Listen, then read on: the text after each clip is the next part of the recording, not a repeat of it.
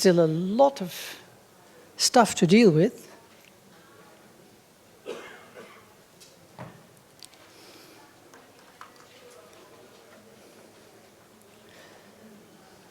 Okay. We have all the panelists. Can I say goodbye to you now?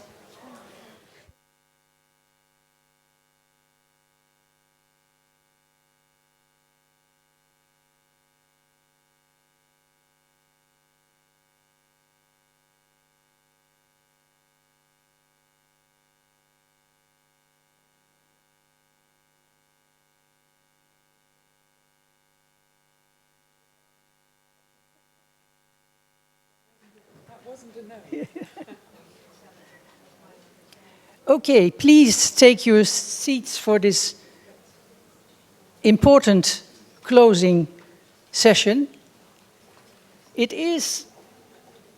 Many of the sessions have been unscripted and spontaneous. This one also is unscripted. I have no idea, we haven't given clear guidelines to all the speakers. We're first going to have impressions of the conference and takeaways from Amal. And he's worked incredibly hard because, you know, the last session's only finished, 30 minutes ago. But he's got it covered, I'm sure. Then we will have our 4 speakers, each of them giving their own impressions, and if they want to, also commenting on what Amal has said.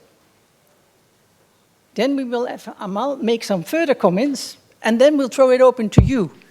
It's a pity that, these kind of sessions come at the end, and unfortunately it's a Friday and people have had to leave for the airport, but we still have a substantial number of you here. And this is incredibly important, because what this session is about is, where do we go from here? Where do we go from here? How do you actually build something like a global movement? There are many definitions of what a global movement is, so we'll have to find our own definition. There is no script of how to get there. That is why the input from each and every one of you in today's session is so incredibly important. There are many takeaways. I found one that nobody has mentioned, but a major non-objective of this conference has been met. I've had many people tell me that they will become vegetarian.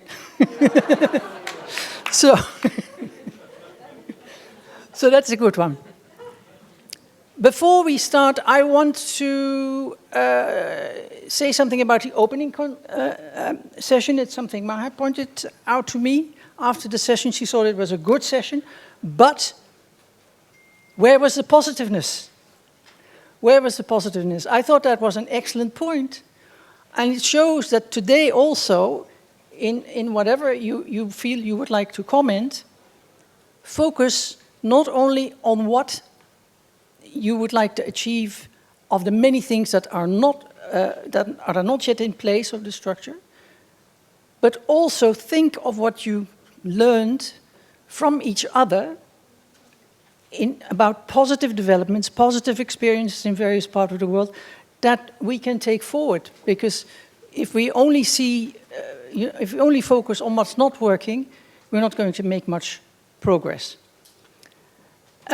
So, without further ado, I will have to remind you that I have to keep strict time, because by 5:30 we have to be out of here. And then the incredible staff that is in each and every corner will have to make sure that within 2 hours there is absolutely no sign left of the conference that took place here. So I'm hoping you will all help me with the timekeeping. Okay, Amal, it's over to you. You as the first to give your impressions and suggestions. Thanks very much, Letitia. And there's a challenge for us. Eradicate statelessness in 2 hours. Let's see if we're up to the task. So what I'm going to do is just offer some really preliminary, premature even reflections on some of the key issues that I observed at the conference, because I was only able to attend one session at a time.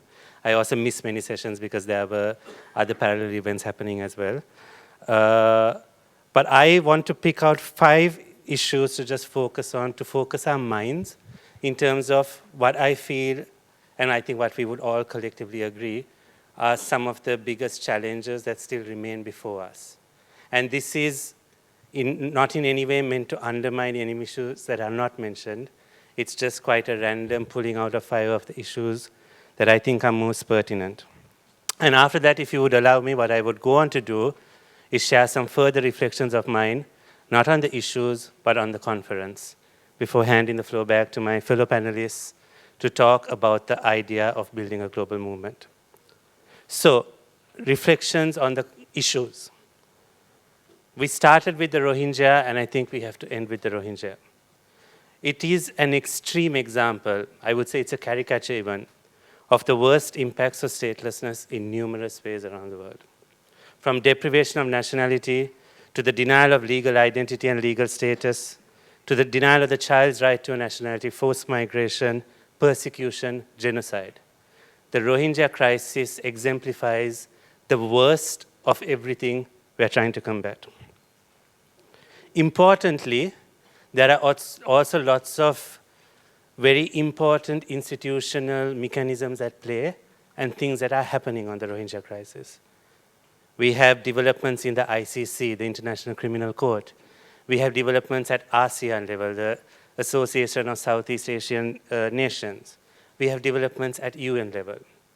And I think here the question we have to ask ourselves over and over and over again is, are the Rohingya included in these developments?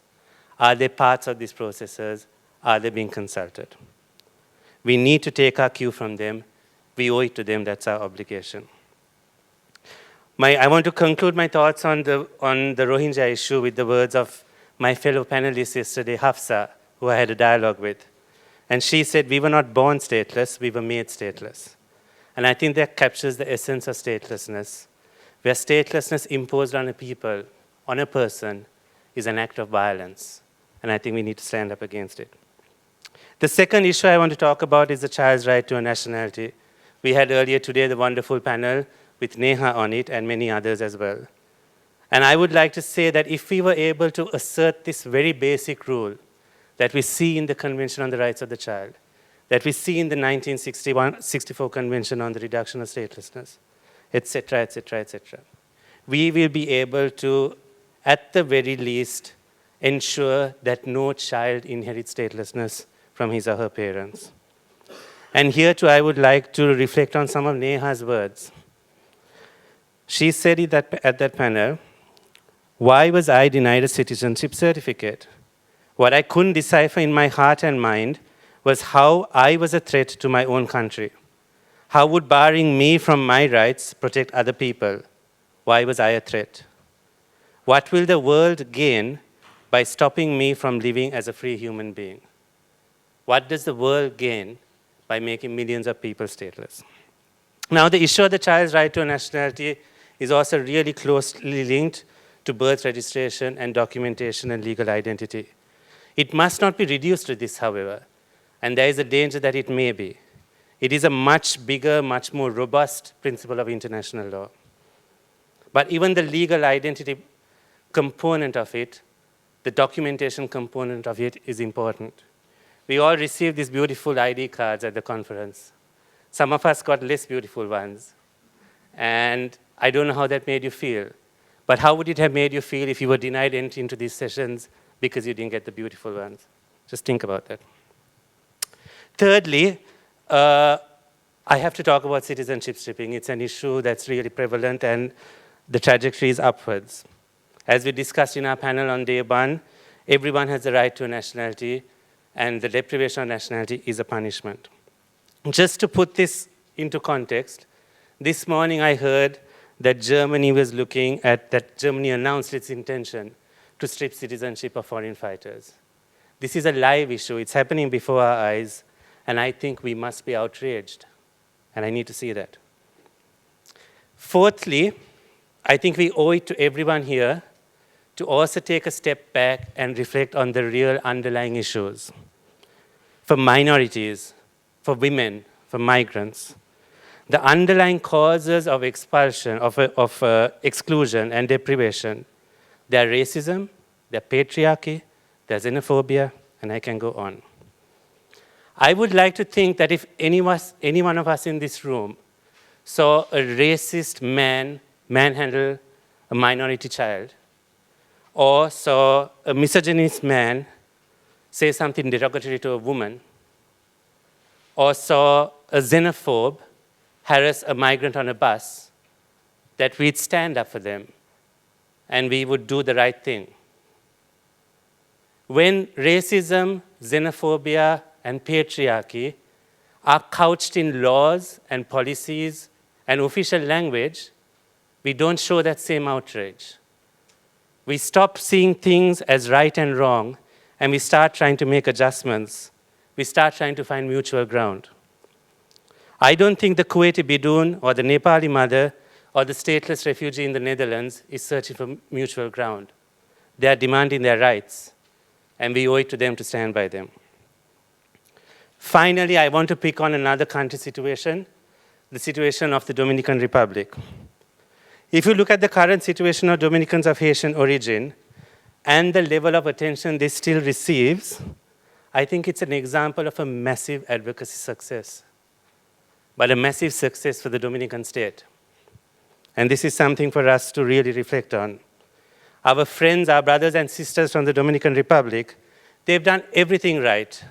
They've fought smart in the courts and they've won. They've engaged successfully with the public through activism, through theater, through all the tools at their disposal. But still, they are struggling. They need our solidarity. They need our support. They need our creativity and our inclusion. They need our empathy and our risk. And this is just one of many examples of deeply entrenched issues. You can ask our friend Paso, he's right here in the front, about the situation in Bhutan. It's been going on for decades and decades and decades. We must not forget that when states violate international law, time is their friend. They can play a long game, a waiting game, an exhausting game. We must persevere. I'm now going to move on to 3 reflections on the conference itself. And the first is just to say thank you, a massive thank you to all of you for working your socks off, as Laura asked you to do, for working so hard to be here and to challenge yourselves and to have difficult and interesting conversations. I feel that we have been successful in making this conference a safe space, a creative space, a busy space, and an equal space. And I think that's really important. Everywhere I've looked, everywhere I've seen, I've recognized expressions of passion, of motivation, of patience to learn from each other, and impatience to act. There have, of course, been disagreements, but there must be. This is a sign of progress. Secondly, thank you to all the activists who are here. I don't want to say nice things about my organization, but if there's one thing nice I would say, is that for us, a huge priority was to ensure that there were as many stateless activists as possible here. And I'm delighted that I have never been to a conference that has had this level of equal engagement by activists. You were at the center of every discussion. I hope you feel that way. And we owe it to you to do better by you in future. We owe it to you to take our lead from you, for you to set our agenda, for you to hold us to account, and for us to be answerable. Similarly, I must also be critical of my organization. And I think there were many areas in which we could have done better. And I think if we're an organization that truly believes in inclusion, as we do, that we must be more inclusive. And there were 3 ways in which people were excluded at this conference. The first was cost. We are a very small organization, and we worked as hard as we could to fundraise to make this conference happen. We are very grateful to all our donors who supported us. But we had many more conversations with donors who did not see a relevance, even though we pointed out how statelessness clearly relates to the various issues that are stated as their priorities. And so we had to share some of the burden with all of you. There was a fee in place, and this is a barrier, and we need to do better in future. Secondly, there is the barrier of language. The conference is only in English. We hold governments to account when they exclude on the basis of language. And I'm deeply mindful that by conducting this conference only in English, we have excluded.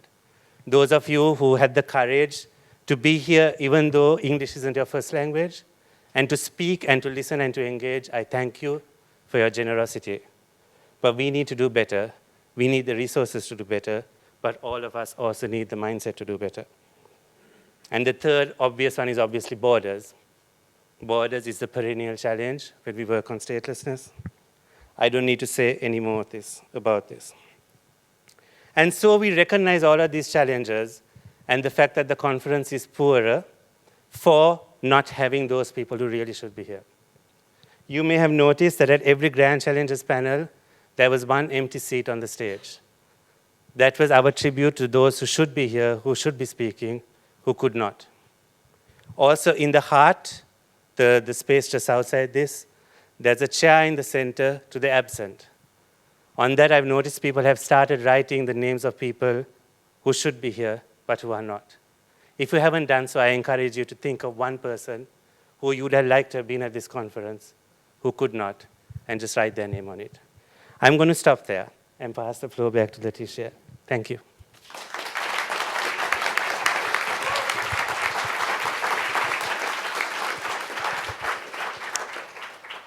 Thank you, Amal, for that impressive, for those impressive impressions that you gave so very quickly after the end of the final substantive sessions of the day. I saw you, I think, in almost all the challenge sessions, following very, very closely what was being said. And I know that what you that the challenges that you have listed and the issues that you have listed are, as far as you're concerned and I'm concerned, a very good reflection of what went on. But others will be allowed to add, because we cannot be everywhere at the same time, and we want to make sure that everything that was not seen or heard does get reflected in the final conference session. Let me now move on to the panel, who are going to give their own observations on how one actually builds, you know, a global movement, and who will also, if they want to, comment on what comment or add to what Amal has told us. Let me start with Chris. Is he the closest? Oh, you've decided the order amongst yourselves. Great. Okay. Okay. So, good evening. I have only 5 minutes. I'll be brief as much as I can. First, I want to thank ISI for this amazing opportunity to be here, and of course UNHCR for supporting me to be here. Because when I first knew about this conference, I was so excited. And I just write you an email. I want to participate in this event. Because for who doesn't know me, my name is Mahamamu. And I lived my entire life a stateless person. I just got my nationality 6 months ago. That's why it was obvious that I'm here today, participating with you. I'll be so brief, speaking about my story, really resuming all the aspects, because I believe it's so important for you to know that stateless person that lived for 30 years of her life, how I was able to get my nationality. So, as you know, a human being can get his nationality by 2 ways. Or by the land where you were born, like Brazil. Anyone who's born in Brazil is considered Brazilian. Or by bloodline. So if you're born in Italy, you're not Italian. Then if your parents are Italian, you are. In my case, my parents are Syrian. My mom is Muslim and my father is Christian. The interreligious marriage in Syria is illegal. And my parents, they knew that. So once they fall in love, they ran away to Lebanon. They got married in Lebanon illegally. And they had 3 new stateless who were born on this life. Suad, my sister, me, and Eddie, my brother. I lived 26 years old in Lebanon trying to find solution, trying to find who am I. I suffered, I couldn't study, I studied, I couldn't work, I worked. I had many challenges each and every day, from simple things, buying a SIM card, to bigger things, to go out and enjoy your life as a human being. I was always afraid from checkpoints. I was always afraid from every single thing. And what I did is simple. I searched on Google. I searched to try to understand who am I. Back then, when I was 16 years old, I couldn't find any single organization that could define me as a human being. Today, I'm really glad and really happy that we have many NGOs and we have many institutions that they have this stateless word inside them. Because even though we have 7.7 billion in this planet called Earth, we still have 10 million people that they need us. We are minorities, yes, but we can manage to help them. Because if we think well, in this, since I was 16, I tried for 10 years to find a solution for my problem.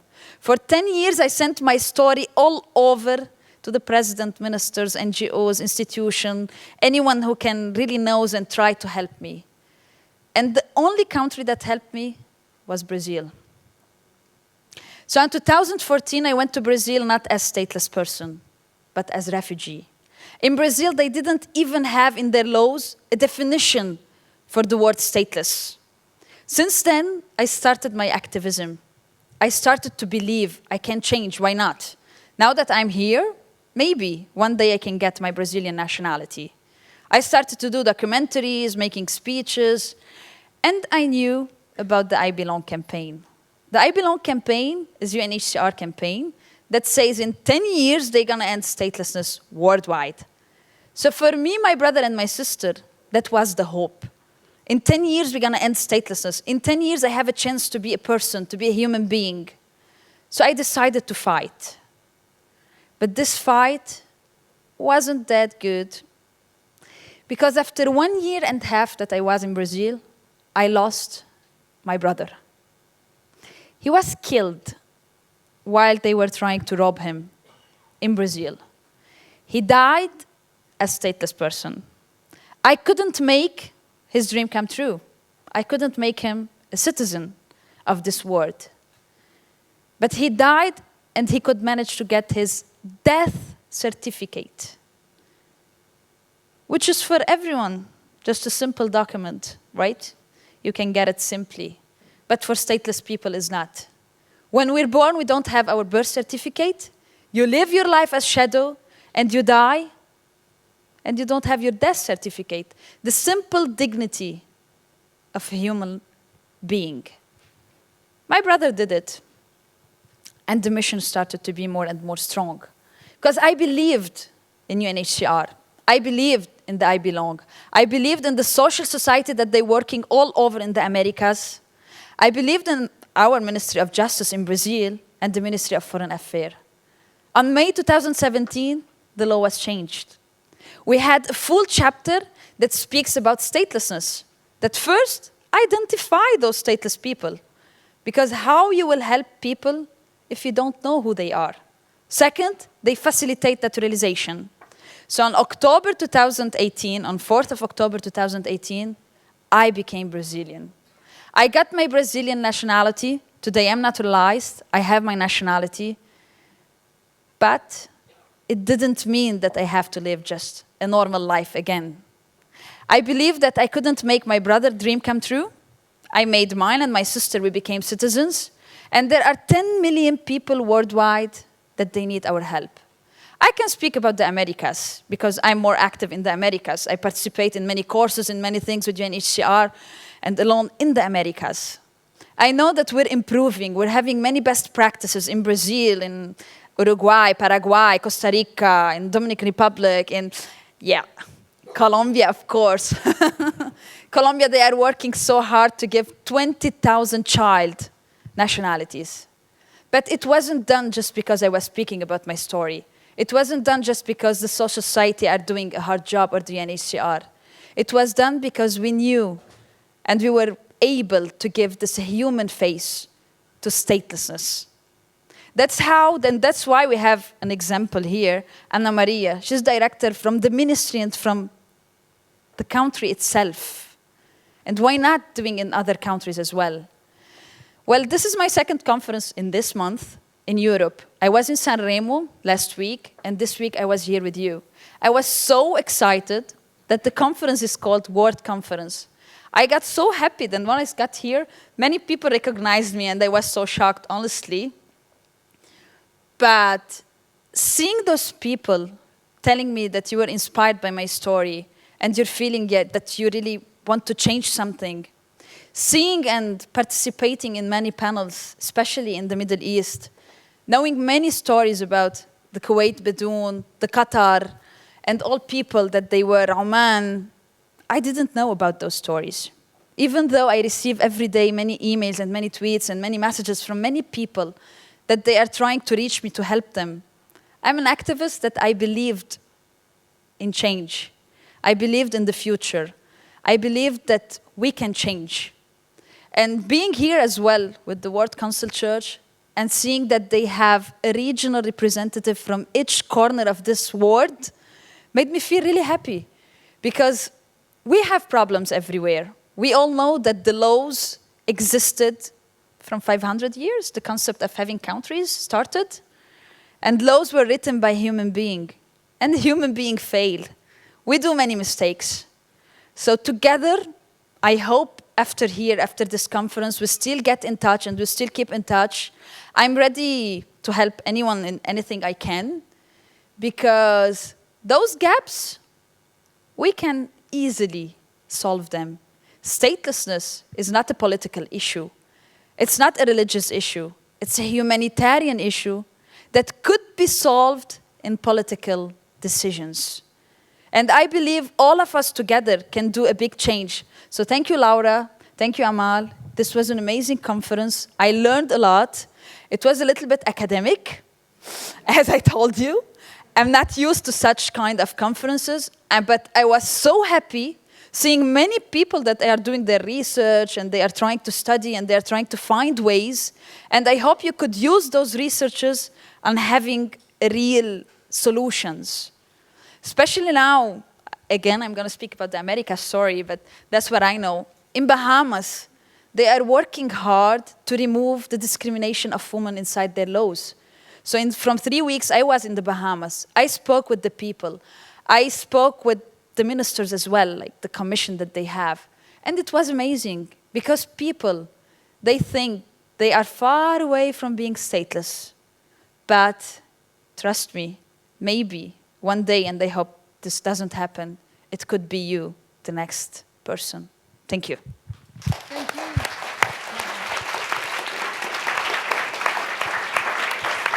Thank you for that very, very positive note that we really need to carry with us.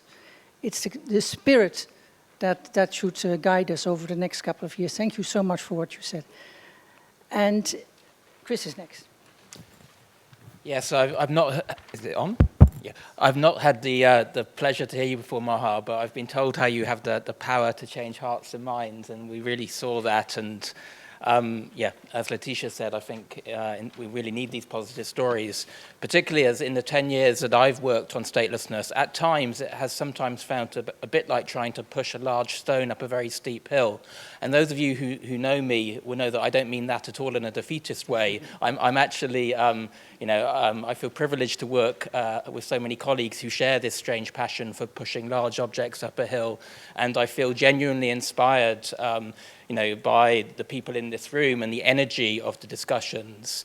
But when we go back to our offices and our places of work on Monday, inevitably we will encounter colleagues, advocacy targets, and people who are in a position of influence who do not share our conviction and who do not yet recognize the relevance of statelessness to their work or the importance of nationality rights as a key to unlocking other socioeconomic and human rights problems on which they are working. I think Laura put it in the opening plenary, have you thought about nationality rights?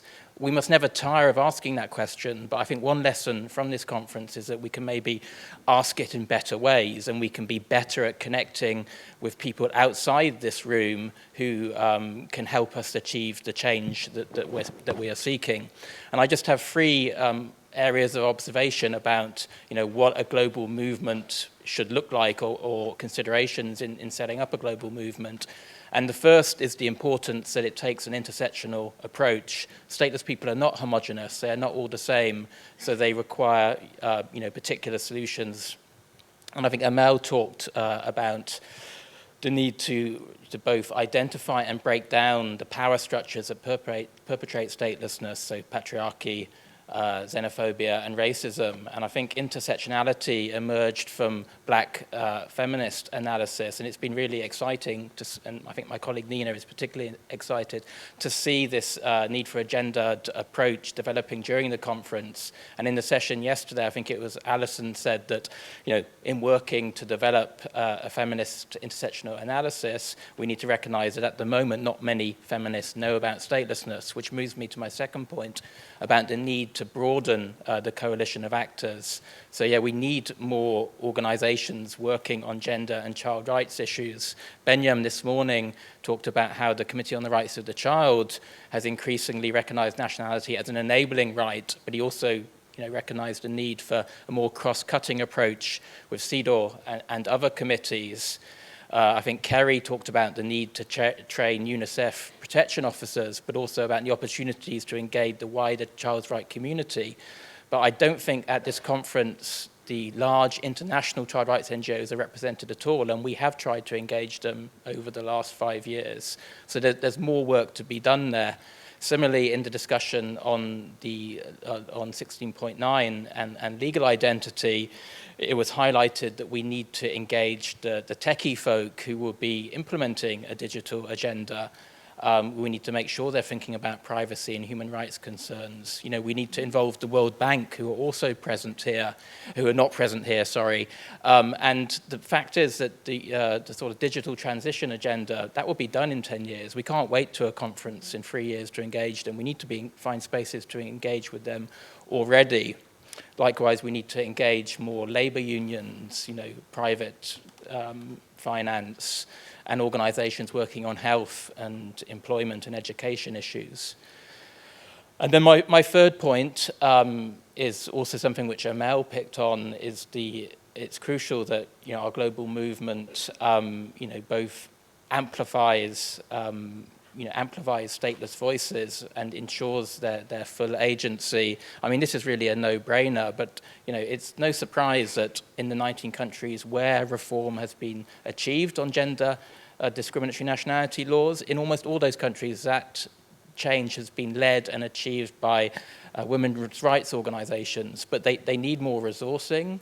It's obviously important that although they may have been victimized, they're never perceived as victims. And in the Rohingya session, there was a very powerful intervention at the end, which made the point that we may all feel passionately about statelessness, but no one feels as passionately about it as someone who's been directly affected by it. And if we're trying to address the current unequal playing field, and if we're going to achieve inclusion, we need to be thinking also about practical things like scholarships for people from stateless communities, so that they can further their education and better equip themselves to act as advocates on statelessness. And then to wrap up, I think we need to be ambitious, and this conference has been commendably ambitious, which is no surprise given it was designed by Laura and Amel. And I always feel a particular affinity with their work, because before they set up ISI, they actually were instrumental in helping me to set up ENS. In fact, we were in a room together 7 years ago, and ENS was just an idea, and we had no resources. And we're very proud that it's now grown to be 140 organizations in 41 countries, and in the same time we've seen the regional networks in Asia, the Pacific, in Central Asia, and in Southern Africa develop. But also painstakingly obvious is the lack of resources. As Amel mentioned, we do need to do work to sensitize more donors, and we do need to engage those larger organizations with more resources if we are actually to implement our ambition.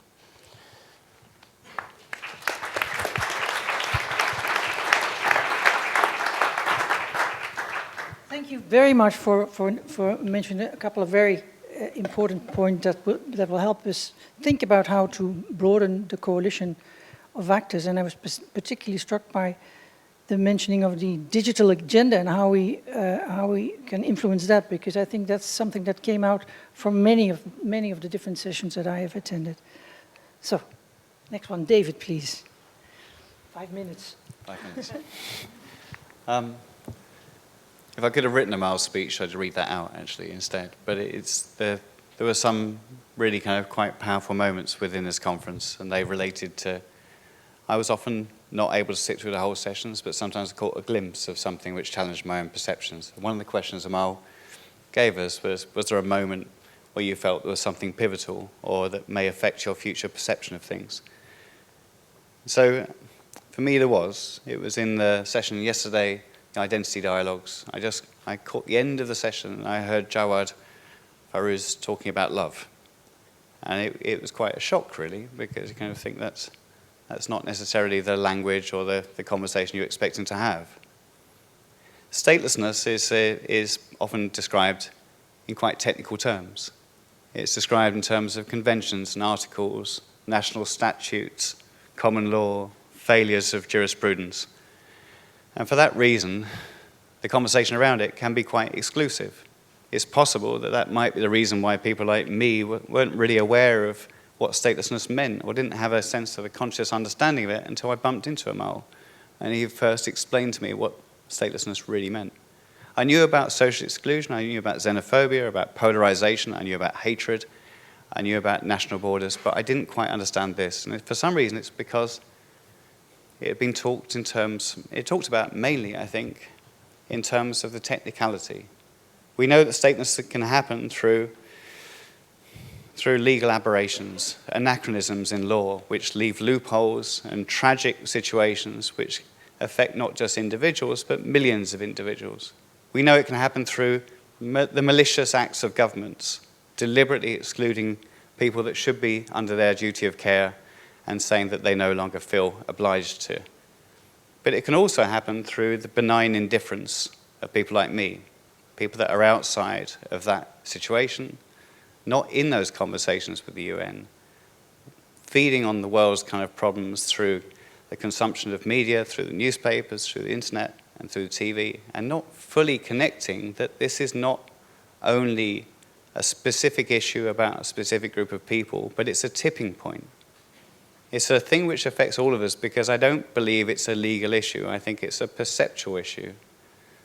There's a fundamental problem in that statelessness can only exist because we've become complicit in understanding that human rights are often actually kind of offered to us by states. We see the stateless people as a separate group of people. Obviously not here, because this is an extraordinary environment, an extraordinary community which is pluralistic and which undermines that kind of level of objectification. But for me, the strange anachronism of the world is the fact that we still rely and believe in states. It's interesting that money only exists through the belief that it has value. We only accept money will lose all its value if we stop believing it. Passports potentially only exist because we believe they have value. The problem we have is that while we are appalled by the removal of privilege from others, we're not able to necessarily take away the privilege that we happen to have received through the accident of birth. I carry a British passport. It gives me access to a vast number of countries. But I haven't shredded it and said, that's outrageous. What a meaningless piece of paper. How is it that anybody would ever believe that that means that I'm different from someone else? But we carry that with us, and we deal with the detail. We think, how do we make sure somebody else has a passport, rather than saying, why is it that we still respect borders and we respect that human rights can be differentiated by different nation states? I'll speak for 1 more minute. Rousseau, when I was an art student, I read Rousseau's Social Contract. And it was interesting because in Rousseau's Social Contract, and this will be terrible paraphrasing, but early on in the book, it talks about a fall from grace for humanity. A loss of innocence, which happened in his mind when somebody enclosed a piece of land and decided that what was inside that land was theirs and what was outside was someone else's. It wasn't just that was tragic, it was all the people outside that enclosure said, that's fine, you can have that enclosure. And of course, what he was talking about was a metaphor. It wasn't about the picket fence around the building, it was the fact that his duty of responsibility for the person inside that fence ended at the fence. And instead of thinking, I am part of a porous, complex, incomprehensible mass of humanity, I will tend my garden up to the edge of my wall. I will defend it because I'm scared that the valuable kind of products or plants or the family or the other kind of things which I care about more than what's outside the wall might be taken by other people.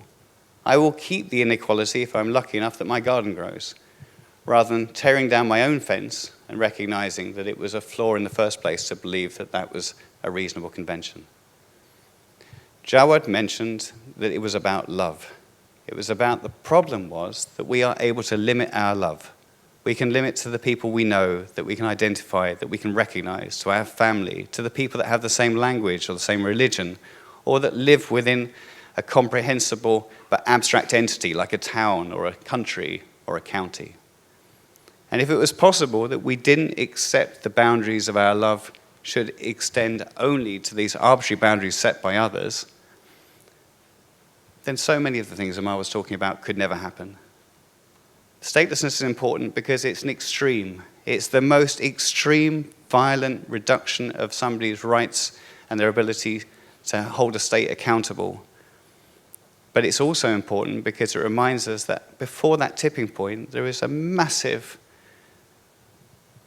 complex situation which we are all part of, which allows for us to recognize differentiated privilege and differentiated deprivation. And I think for me this conference is extraordinary because it allows us to engage in a conversation about this. But what's more important is somehow that we make sure that it's not people that understand what articles and conventions are that can also take part in that.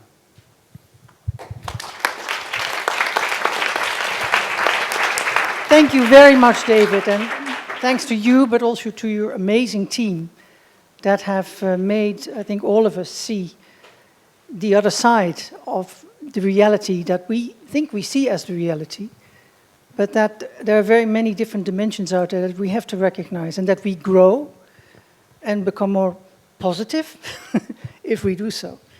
Finally, Carol Batchelor, and let me, before you start, it's fitting that you're the last one because you have done an amazing amount of work, you and your organization and your colleagues here have done an amazing amount of work over the last couple of years on the whole issue of statelessness and will continue to do that, but you have also done a lot to make this conference possible, and we're very grateful for that. Thanks.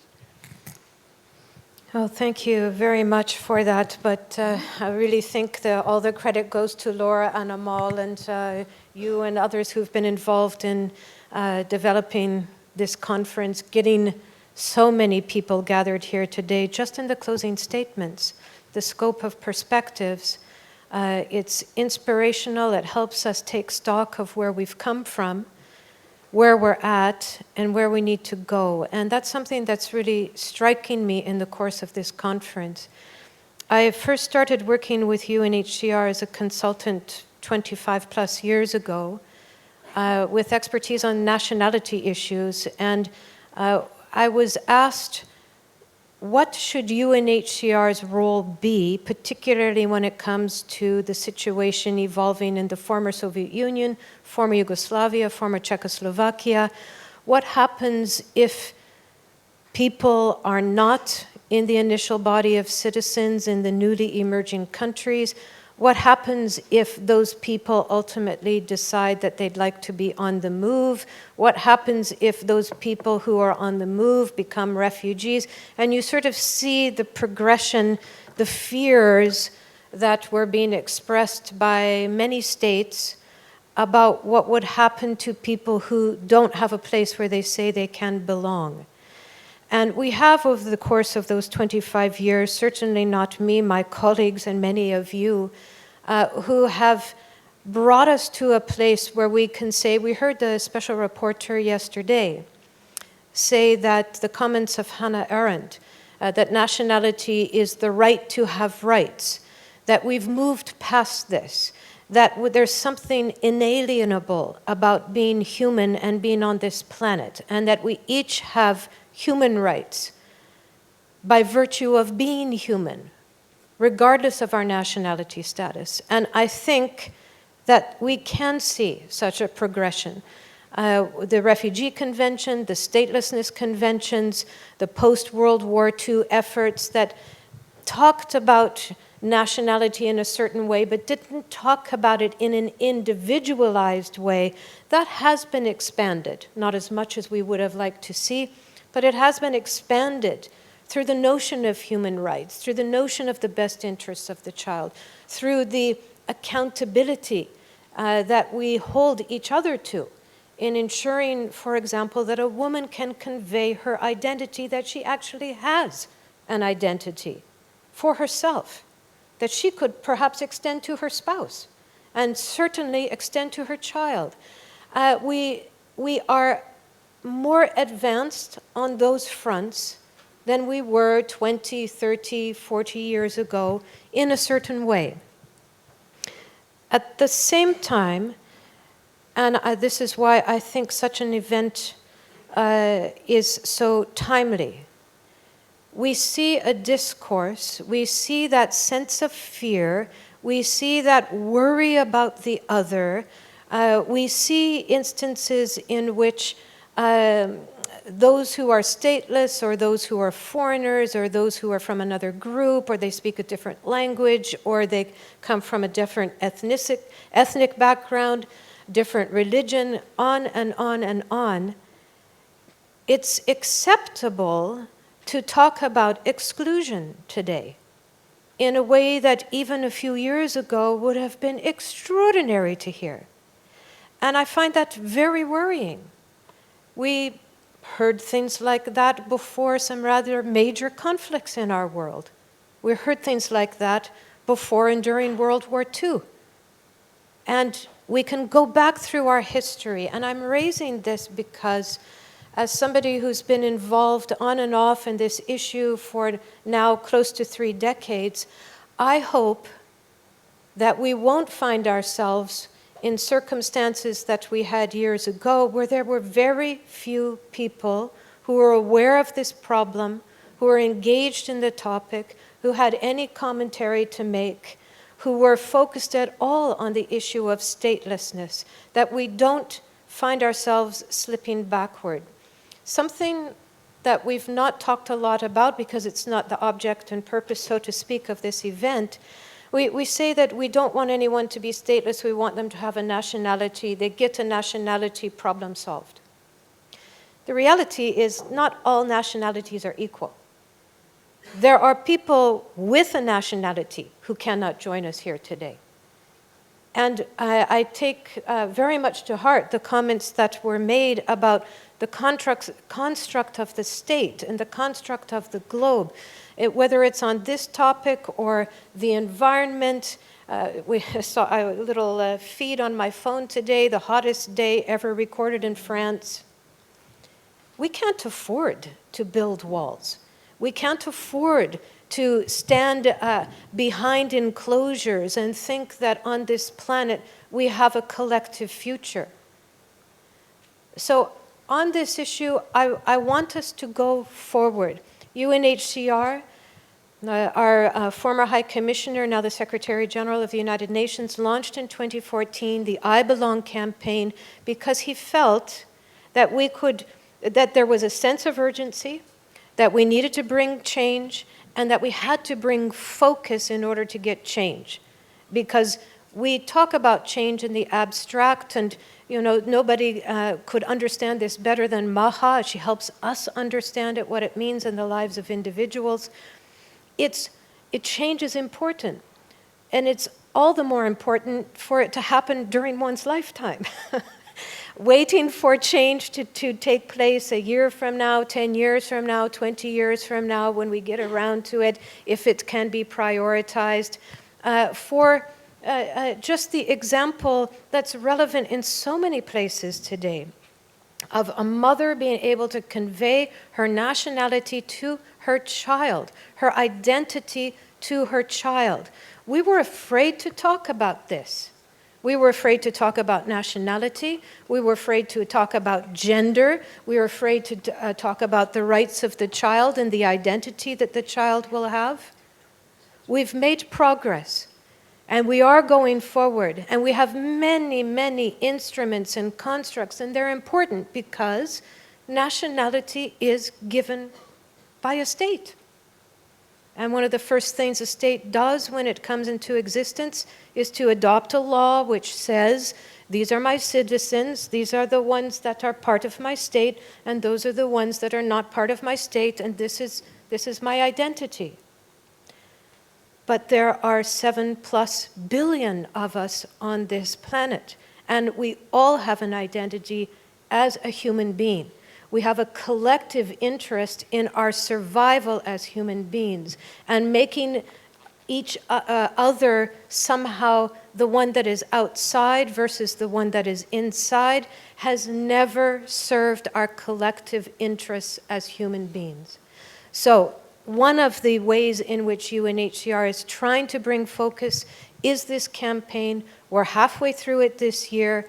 We are inviting states and partners and organizations and civil society and stateless persons to come to an event that we will have on the 7th of October in Geneva.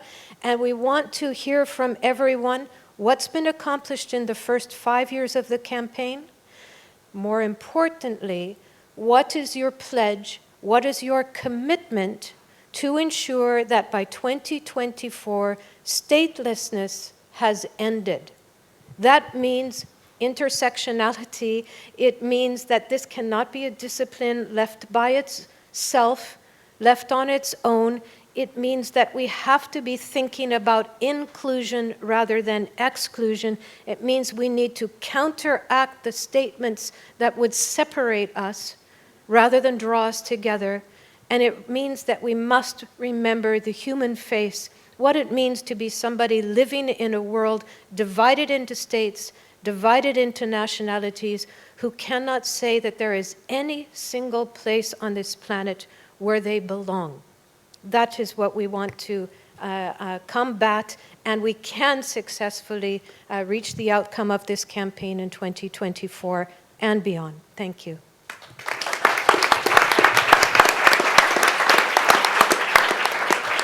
Thank you, and I think you reflect the views of many. You know, in the opening session I said that I was sure that inclusion was going to have a front row seat in this conference, and it has. And what you have said points out to how the broad range of challenges that are ahead of us, and how to organize ourselves to deal with these challenges, and particularly the issues of inclusion, which are, as you said, an indispensable part of the issues stateless people face, even after they have become documented. That, I think, is something that Amal is now going to address. I know I said it was going to be a rather unscripted session. I know you have a number of things written down there. I don't know what it is, but I hope that you can address this challenge, that how do we find the right balance? And I'm not going, we're not going to answer that question here today, that's obvious. But after he has spoken, we are going to throw the floor open to you, but I just consulted with Amal also that he and Laura will be happy to receive any written inputs that you may want to make, because they need it. They need it to help all of us find a way forward. You're the bricks of a building that's under construction, and without the bricks, we're absolutely nowhere. Amal. Thank you, Letitia. And thank you to all my fellow panelists. Before we open the floor to everything that must be mulling in your heads, I just wanted to bring this back to us and to what the idea of a global movement can mean, at least in my mind. And I want to start by asking each of us to just look around ourselves, right now where we're seated. Who's behind you, who's in front of you, who's to your left and your right. And just make note of the fact that we are not alone. I know that's a really corny thing to do, but it's important, because we go back into isolation, we go back into frustration and it feeling that we're banging our heads against a wall and no one else out there understands this issue. So I think it's important to know that we are not alone. But it's also important to know that when reality sets in, when all of us who have participated as equals in this space go back to our own lives, some of us go back into relative comfort, into relative privilege, into relative influence and relative power. Others go back into deep insecurity where their lives are under threat and where their communities are under threat. And so we too are a microcosm of the society whose faults we're trying to address. And we need to be open about this, and we need to confront the inequalities amongst ourselves if we're going to have any chance of being truly inclusive and confronting the inequalities out there. Secondly, so first point, our movement must be inclusive, but in the truest sense. Second point, our movement must be interdisciplinary, but also in the truest sense. I think we were successful in this conference in achieving a great deal of interdisciplinarity. There was a convergence, a cross-fertilization of different disciplines, of different fields. And I think we need that going forward.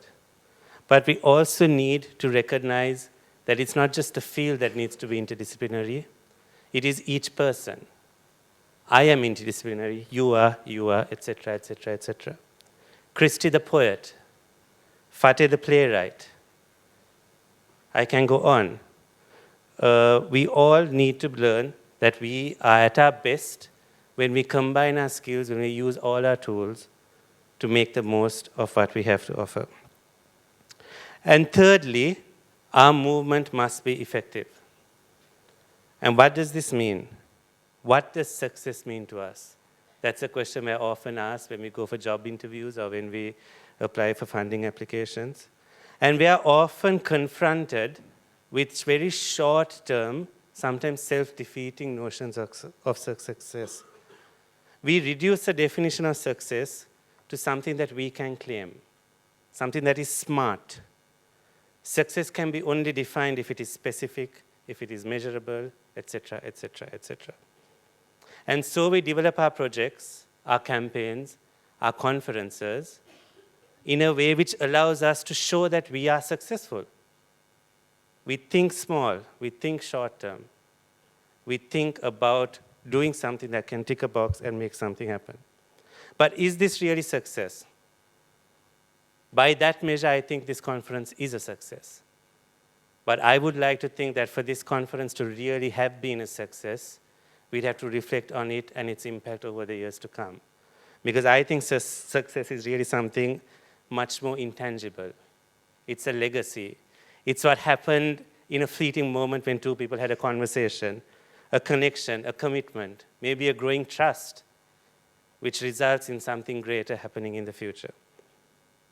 And so I would like to end my kind of intervention in terms of building a global movement on a challenge to all of us to think beyond the limitations of us as individuals, of our institutions, and to think of a greater success, a bigger success that we can share, something which will improve both how we work and what we achieve. And so let me offer you my own view of success as something that none of us can claim for ourselves. And let me leave it there. Thank you.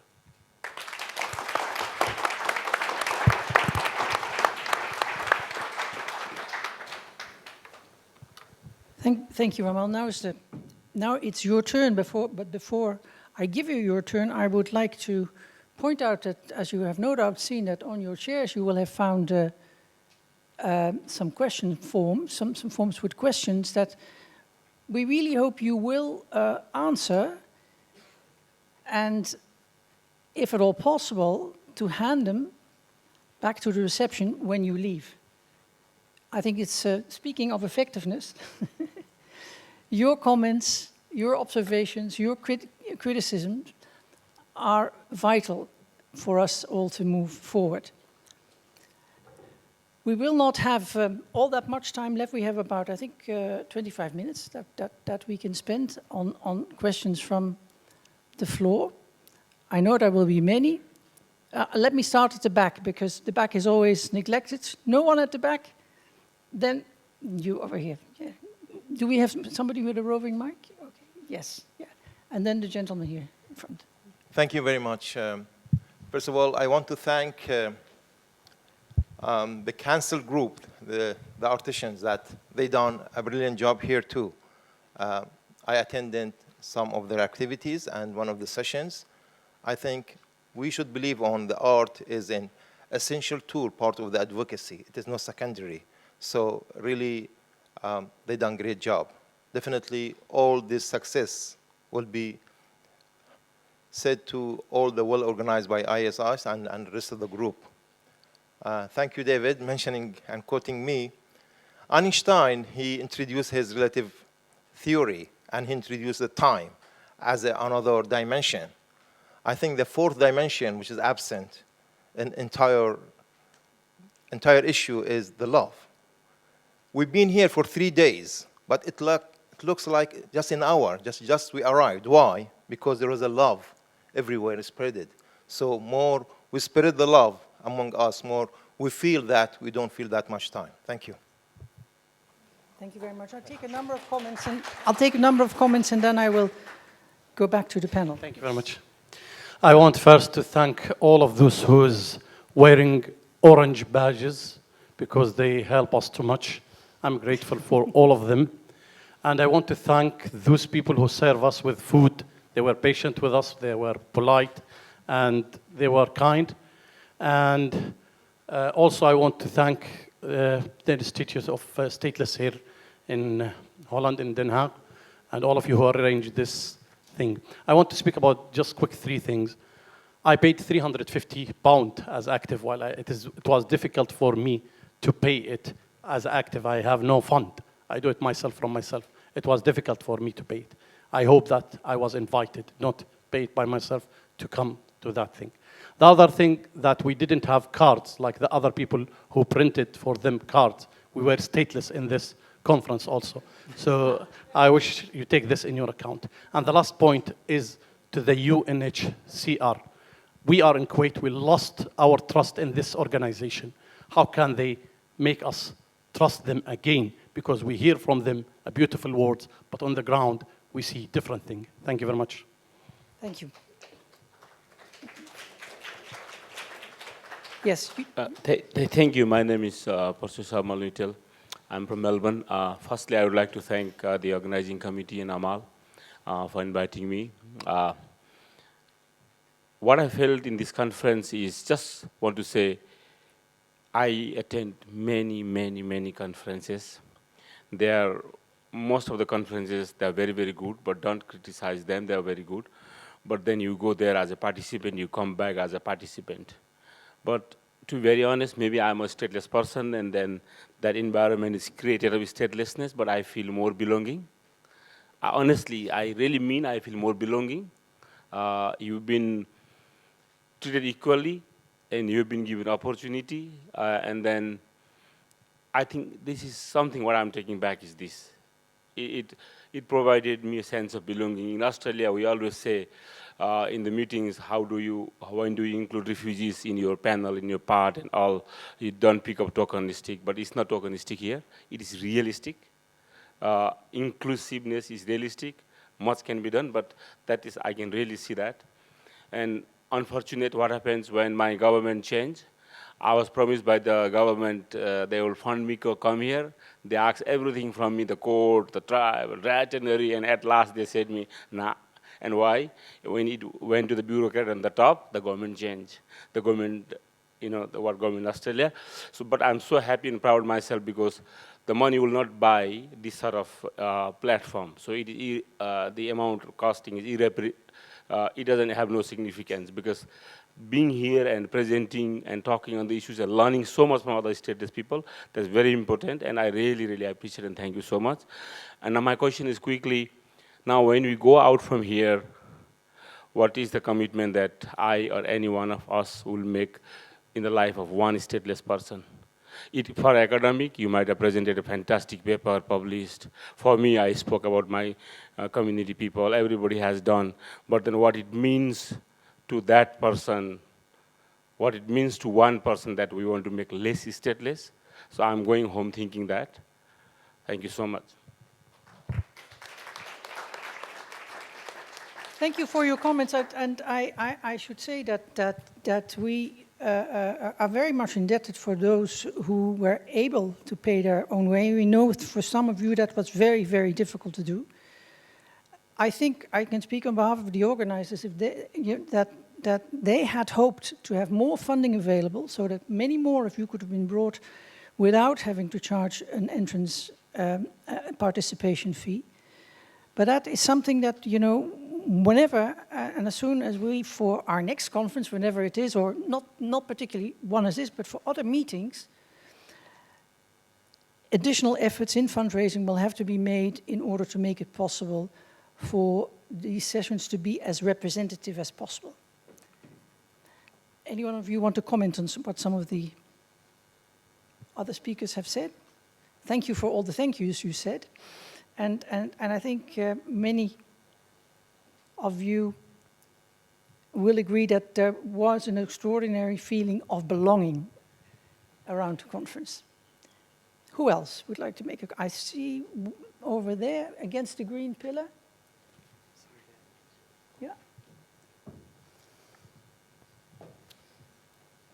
I also would like to thank the ISI and Amal and Laura and all your wonderful staff who I have gotten to know, some of them, but not all of them, for the wonderful work and the help that you did. I'm not stateless. I managed to come here with a passport, but in my family history, both my parents were stateless as children, and my late father-in-law, who was a Holocaust survivor, was stateless after World War II. I would like to thank the people who participated, who were part of the panels, because it raised awareness for me. I'm with the Rohingya Human Rights Network in Canada, and it raised awareness for me about all the different aspects, the intersectionality that you mentioned that relate to statelessness. I don't know what it is that drives everybody here, but for all of you here, I personally would like to thank you on behalf of the people that I'm here representing for all the wonderful work that you're doing. For those of you who are people of faith, you are doing God's work, all of you, and to build a better world.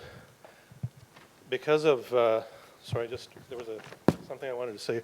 Because of what I've experienced and my family's experienced, there are two quotes that drive me in what I do, and I don't know what it is that drives you. One of those quotes is by an Irish statesman named Edmund Burke, who said, and I'm paraphrasing here, "All that is needed for evil to triumph is for enough good men and women to say and do nothing to oppose it." And frankly, there are petty evils of bureaucrats who deny certain things for the sake of denying, and there's big evils like what's happening to the Rohingya. But the thing that also drives me is what Reverend Martin Luther King said, is when evil people would seek to perpetuate an unjust status quo, good men and women must seek to bring into being a real order of justice. And I think that that's what everybody who's here and the people that you work with are doing. So just from my personal, from me personally, I'd like to thank all of you for all the work that you're doing on behalf of the people that I work with. Thank you. Thank you.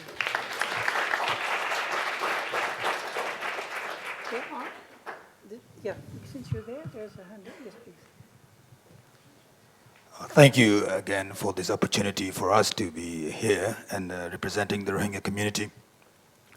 And I would just like to reiterate that what I have been talking to all of you when I met you individually, or even if when I had a chance to speak to you in the forums or in the panels, is that what you all doing is a great job what you do, but I think it's also important that we empower the stateless people, that they can raise their own voice, they can fight for their own cause, and they can actually make a change in their own community. In order to do that, we all know what to do. I don't need to give you instruction on that, but I will really say that if you can take one thing home today from this 3 days conference, please take that to empower them with the document that they need to travel, and the knowledge and skills that they need to advocate for themselves. Thank you very much.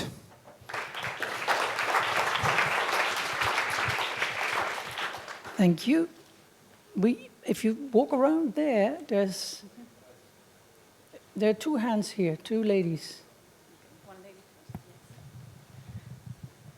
Thank you for this amazing conference, and I'm so happy to hear the word intersectionality echoed over and over again. I've heard it from Carol Batchelor and Chris Nash and Benyam Mesmoor, and from our colleague here from the Rohingya Human Rights Network in Canada. I didn't catch your name, sorry. And also from the amazing colleagues who participated in our sessions yesterday on this subject. So I think if we're trying to build a global statelessness movement, we can learn from other social movements. This is a concept, intersectionality is a concept that has taken the feminist movement several waves, many decades to learn what it looks like to build an intersectional movement. What it looks like to build a movement that's not only led by white, middle class, upper class women in the UK, in the US. We can learn from that movement, which is now in its fourth wave, which is now using social media in innovative ways, not only to say me too, but also to say what else can all of our institutions look like? It's happening everywhere. And so it's because, I mean, social media does part of the work, but not all of it. It's because of the different voices that are being heard that never have before. And so that leads me to a second thing we can learn from the feminist movement and other movements, which is about avoiding the phrase giving voice, because in fact that would seem to assume that there are people who do have voices and people who don't. We all have voices, and so if we are to be intersectional, we can maybe amplify other voices. We can listen to those voices and figure out ways to do that. A third point I think that we can learn from intersectional activists within women's rights movements, but within other movements as well, is recognizing the differences between us. I was so happy to hear Amal say, we too are a microcosm of the inequalities that we are trying to address. We are, and so what we've learned in the women's movement is that assuming that we are the same is to obliterate difference, and that's false. That's false. And so if we recognize our difference and make that a starting point, then we can figure out who and what we can be to one another. If you're inside the UN system, as I have been as a consultant, there are things that we cannot say, but we know that there are activists on the outside who can. If you are in a government institution, you know that there's somebody on the outside and somebody on the inside who can. That's called the inside-outside strategy. It's been well rehearsed. We could also learn from the disability rights movement, which has made incredible strides in recent years, taking the issue of disability and turning it from what was formerly seen as a medical issue or a failure of individuals, just like stateless people are often blamed, and they've turned it into a social issue. It's called the social model of disability, where entire societies are asking not why can't that person get into the building, but how can we not only build buildings with ramps so people can move in, but we can change our entire code so that there's no such thing as building a place where all people can't hear and engage in that space. We can learn from those movements. And that's my challenge, that intersectional thinking is not just, oh, we all have an age and a gender and we have to look at those things, but thinking about where are the points where we meet and where are the points where this movement can meet with other movements and learn from them. Thank you. Thank you. One more, and then we go back to the panel. I think what's coming out, some of one amongst the strongest points is the need to listen, to make sure that many different voices are represented. Well, thank you again to all the participants. I just have a quick question, which I've discussed with several other people here, so I'm sort of the facilitator of passing the question along. Next conference, maybe we could have on another continent. I think it would be fun to think of other locations, so I'm just throwing that out there. Thank you. Thank you. Good suggestion. Yeah. Hello, I'm Habiba from Oman. Well, I want to say that the one thing I will not forget from this conference, first, thank you for having us here, is that young girl who was acting. And I didn't think that she was acting, who was representing a stateless girl. So my father moved from Zanzibar, East Africa, to Oman early, and we became Omani. My aunt, my uncles are Tanzanians. They were forced, actually, to accept this nationality. And there are others in Burundi. So what I'm thinking, I'm very honored to be representing them here. What I'm going to tell them. Every day I want to text them, but what should I tell them? The outcome of this conference. I'm hoping that you're going to do a message in all the languages supporting these people, telling them we're hearing you. Because I think we're having these luxury conferences, and in Europe and in, traveling and everything, and they're not here. Or sending someone like Maha to meet them. Or have a nice message in different languages, in Spanish, Arabic, Swahili, whatever, and tell them thank you for being strong. Another thing, the clock, the countdown that I was receiving from you, I hope it continues until 2024. It doesn't stop. And every year you tell us how many stateless people got nationality. Thank you very much. Thank you. Those were very, very, very relevant points, and particularly the kind of information that all of you need in order to amplify to your communities, to your networks, what is actually happening around the world, what is going well, and what needs further attention. But I turn now to the panel for your final chance to comment on some of the things that have been said. Okay, so just to reply you, I speak 5 languages, so French, English, Arabic, Armenian, Portuguese, a little bit of Spanish, Portuñol. But then I'm really ready. And of course, I'm going to say it, شكرا للبدون, شكرا لعمان, وشكرا لقطر. وعلى أمل إنه, sorry, I'm saying it in Arabic, just it'll be so fast. وشكرا وعلى أمل إنه كلنا نحصل على الجنسية, مش بس أنا. وإن شاء الله نضالكم نضال محفوظ. Okay? Oh, that's it. I'm not going to speak about UNHCR. I'm going to give. Thank you very much. Well, thank you for those observations. And I'd like very much this last comment reminds me of this very important Statelessness Index that Chris's institution has worked on in the European context. And indeed, I think maybe this could be one of the collective outcomes of this event, that we, again, going back to cross-sectionality, when I came back to this issue, and the High Commissioner asked me if I would help prepare for the high-level segment this year as the midway point in the campaign, I had a lot of things that made me feel very happy that I saw in 20 years have been accomplished in UNHCR, by others, new institutions, new NGOs, a lot of actors. Having you all here today, this is remarkable.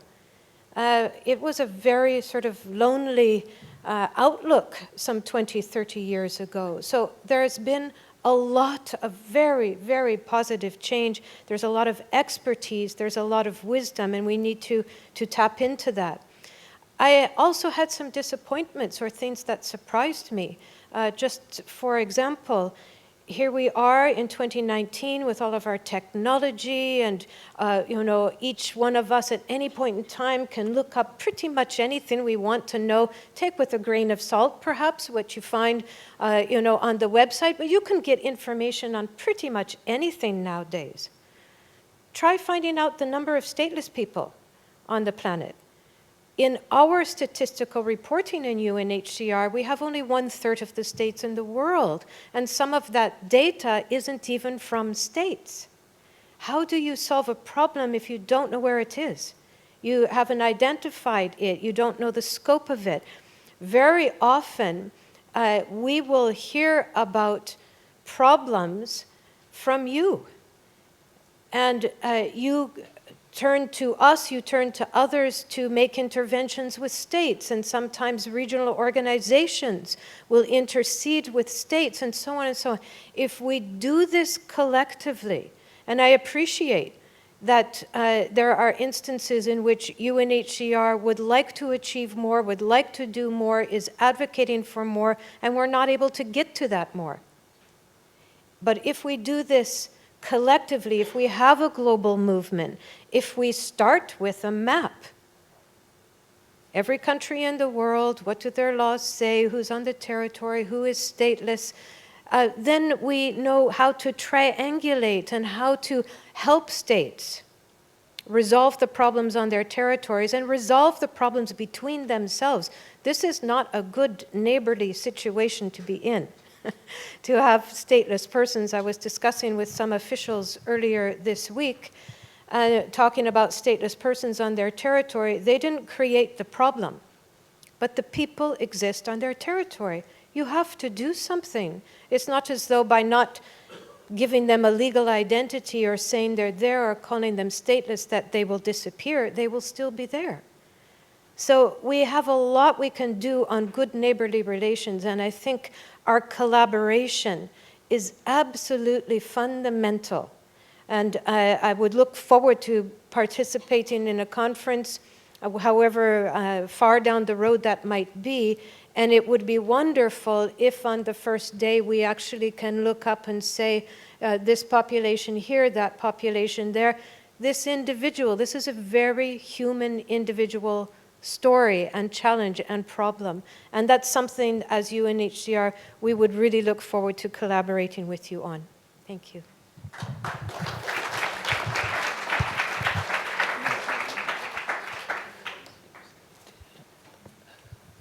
I think there was, I spoke a little bit about sometimes it feeling like pushing a large stone up a hill, and I think the I Belong campaign is, may feel a bit like that to UNHCR at some point in terms of the expectation, but I think we do have to commend the ambition of UNHCR in launching this campaign 10 years ago, and I think there was a question about 5 years ago, sorry, it feels like 10. 5 years ago, launching this campaign, and there was a question what to do after 2024, and we recognise that within UNHCR there is advocacy done to continue to convince of the need to prioritise this issue, and voices like yours, Carol, are hugely welcome in terms of your passion and drive, and we do hope that the campaign will be extended beyond 2024 in the same way that previous campaigns to end poverty, it's recognised that's not achievable within a decade, so you keep trying, and we hope that would be the case. You mentioned our Statelessness Index, and for me it has been exciting to hear the interest in that and the cross-fertilisation opportunities, and to talk to colleagues in Southern Africa and other places about potentially replicating the index, because it is the first online tool that allows an instant comparison of how different countries are performing and how they protect stateless people and how they prevent and reduce statelessness. And it enables, gaps to be identified in order to target advocacy. And I think that's really important. And I've certainly used it myself to hold governments to account in meetings when they portray a too rosy picture of how they're conforming with their international obligations. And I think there was also a question about, a suggestion about holding the event, outside Europe. And for me, it's very positive that I was at the 2014 Global Forum on Statelessness, and that felt like it had more of a Eurocentric feel, whereas this one really does feel much more truly global. And when we look at the extent of the problems, in Asia and Africa and in the MENA region, that's only right. And the Americas too, yes. And then finally, I've been in terms of how we can ensure that more stateless people are able to attend the next conference. I mean, ENS, we supported 3 people to attend, but I think we should think about how we can support many more to the next conference. And we have one colleague here, without wishing to embarrass him, but Elvis Brisser from Walk With Us, you know, his organisation, with a very small amount of money we've subgranted, is doing incredible work. In the space of a few months, they've identified several tens of people who are at risk of statelessness, and they're linking that to legal advice. And again, it's an example of how, you know, communities are often best led to bring about the change that is needed.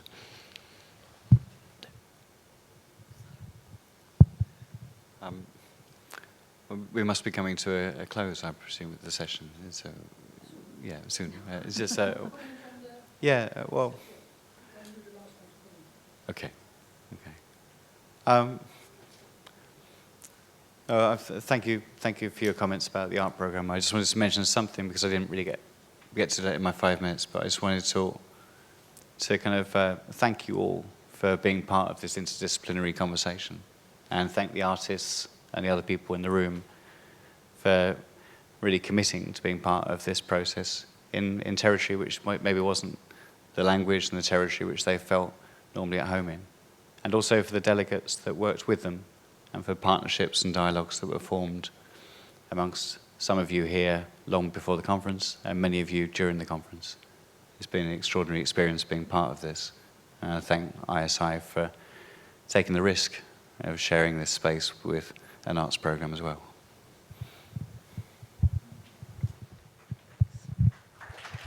Thank you all very much. And you know, a final word before we move on. I think that when you think of a movement, don't think of a top and a bottom. Think of a circle. Because I was struck by what Carol said, that, you know, we need each other. She needs you to input to her as much as you need her to get things done. So let's not be afraid to approach each other, to be bold, to be ambitious. You've had 3 days here to get to know each other. This is only the beginning of getting to know each other. We have to move on and stay a tight community. So thank you, panelists. I would like you to leave the podium, but I would like David and Amal to stay. Yeah? Okay. I would also ask Valerie to come up here. And I would like to have the entire staff of ISI, including all the staff, but the interns, the volunteers, everyone. And Laura, why are you're being very slow? Please come up here. Stand up here.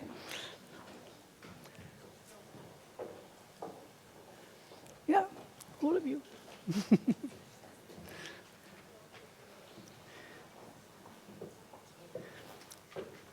I know this has been an incredible journey. It has been, you know, a tremendously challenging, fascinating, and wonderful time. I know many of you probably at some point were ready to give up. You've had, certainly over the last couple of weeks, sleepless nights. But I really honestly want, on behalf of all of us, to thank you of ISI and David, who's there to represent the yeah?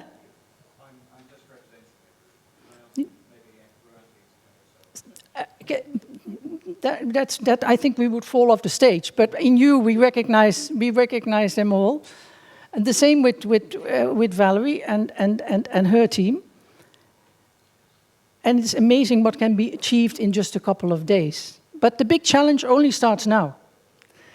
We will give Amal and Laura, you know, the two leaders, the co-directors of the Institute, until maybe a weekend.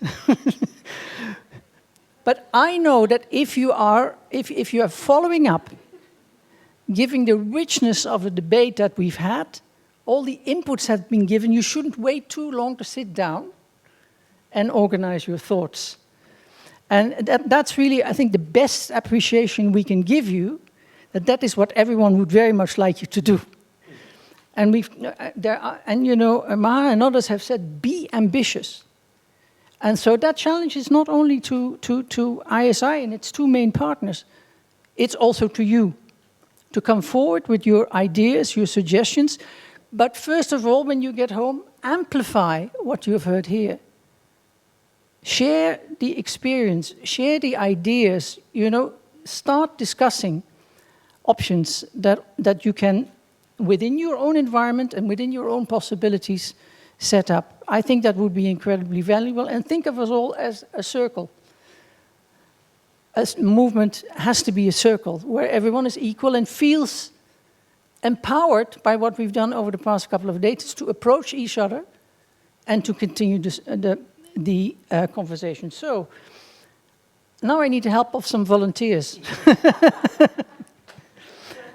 Because we have something for you. Yeah. Now it's the time that should be there. Yeah. Okay. Now just, you have to take them out. You take them out.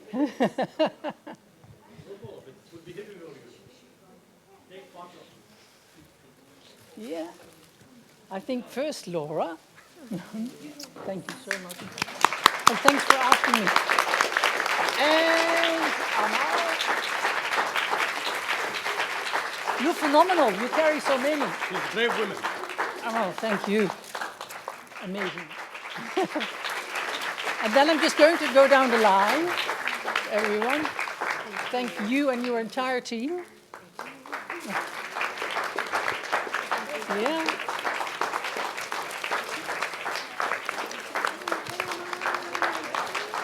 There's a little bit of orange in every bouquet. That's to remind you of the people with the orange cords. There are sunflowers for happiness. There are lilies for longevity. You?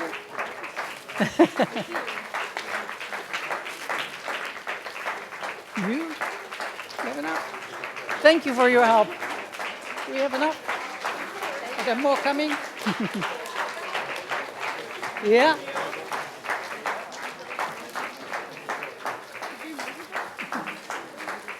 More are coming.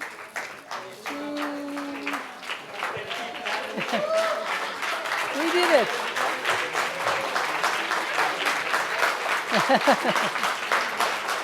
Okay.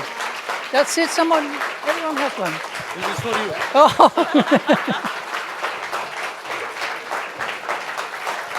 Thank you very much. The last word will go to Amal, who wants to say a few things. I just want to say two things. Firstly, Kerry Neal. Kerry Neal works on statelessness for UNICEF. And we learned today that after an 18-year career, he's reached the age of majority, and he's leaving UNICEF. So, Kerry, we'll really miss you. And we thank you for the legacy you leave at UNICEF. Everyone, please, a round of applause to Kerry. He's been a great friend working on the issue around the world. And finally, Letitia, thank you so much for taking on the role of chair. I don't think you knew what you were getting into. But thank you so much for... It's been quite a ride. Fascinating. Yeah, a ride is a good way of putting it. Yeah, thank you so much. And thank you, all of you, for your generous participation. The conference is now over and the party officially begins.